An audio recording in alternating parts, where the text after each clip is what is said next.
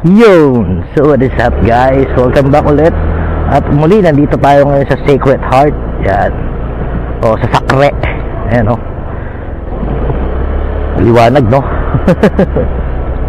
So ngayon ay ituturo ko naman sa inyo.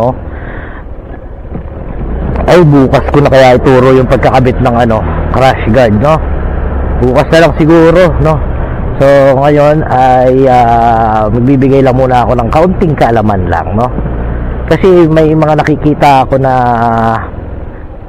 nakasamurai na unit na merong mga burloloy sa plaka nila no?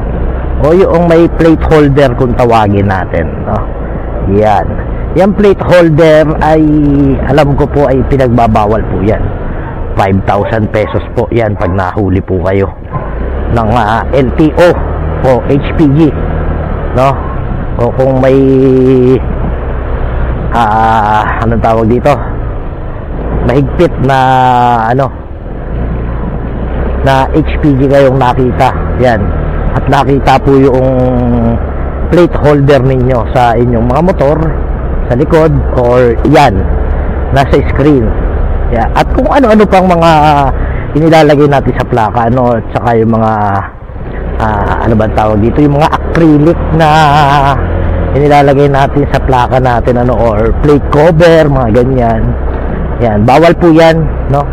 Yan po ay multa sa LTO pagka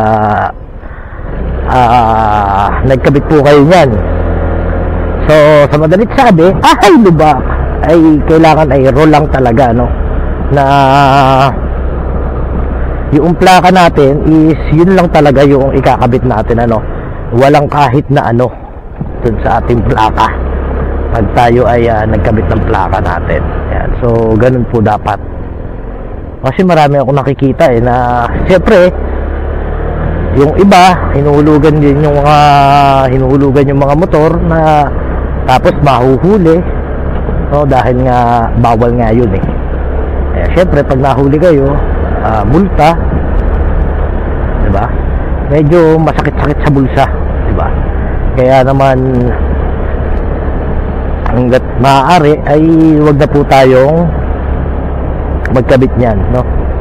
O medyo dagdag forma rin naman sabi nga nila, diba? Pero okay na siguro yung ganitong forma na lang no?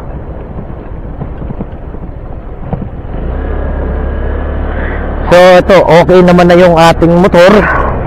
Ayan, naikabit ko na yung crash guard. Yung box na lang po ang papalitan ko kasi medyo alangan siya.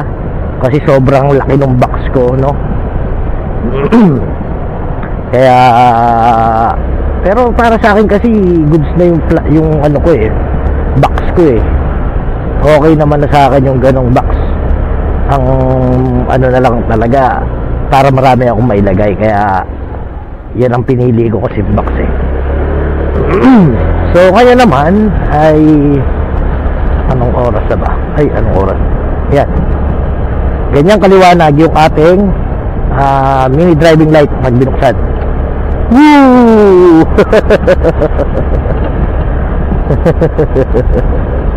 So talagang pangbiyahehan siya na pangmalayuan at pangmadiliman no? So kapag yung hindi naman ganun kadilim, hindi ko naman siya binubuksan no? Kasi alam ko naman kung gaano kasakit sa mata no? Pagka binuksan natin yung ating mini driving light na malakas. Kaya yan, tiyaga-tiyaga na lang muna tayo sa ganun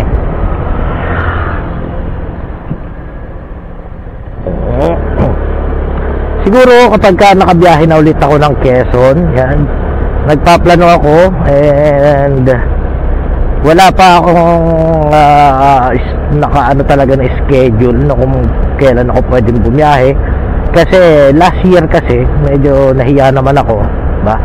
Kasi kompleto yung 13-month pay ko, pero ang dami kong absence. Siguro nasa 2 buwan yung naging absent ko no?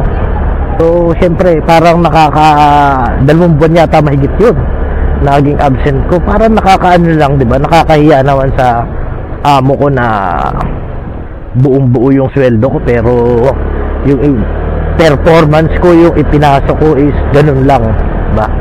So yun, hindi ngayon kasi hindi talaga muna ako absent. So kapag may naano akong schedule, yun siguro Chip, maka ano tayo, no, maka sideline tayo pauwi ng Quezon, no. Yeah.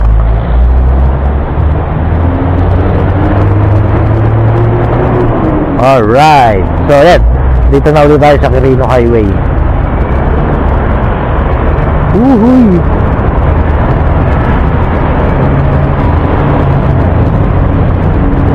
Yan. At bukod doon ay hindi pa rin tayo nagkakaroon ng bagong camera, no. So pagtsagaan nyo na muna kung medyo ngoy-ngoy or may konting mga wind noise, ikeme-keme itong ating mga video, no.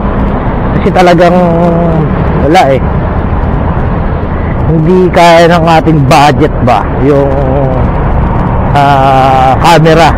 Ito namang mga accessories na nakakabit dito sa ating motor is hindi ko naman to binili, no. Crash guard, sponsored lang yan sa atin ng isang tao na ayaw magbigay ng pakalan, pero subscriber natin, laging nanonood. Yan, so maraming salamat sa iyo, sir.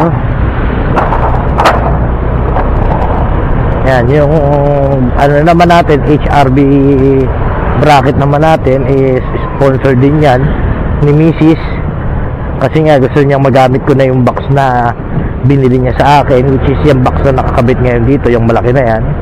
Yan, gusto niya magamit ko yan kasi nga daw nasasayang lang sa loob ng bahay, no.